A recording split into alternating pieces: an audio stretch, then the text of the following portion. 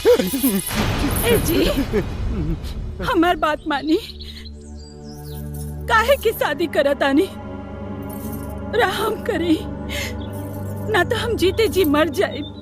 ते तो हमरा खातिर वही दिन मर गईले जौने दिन कजरी हमारा जिंदगी में आई। तोरे जैसन लाश के अपना घर पे रख ले बानी, हमारा एहसान मान। तो अच्छा, एगो मेहरबानी और कर दी। ए लाश के सांस ले ली, घोट दी हमार गला। बाकी और पत्नी होके के हक मत छीनी, सौतन मत लाई।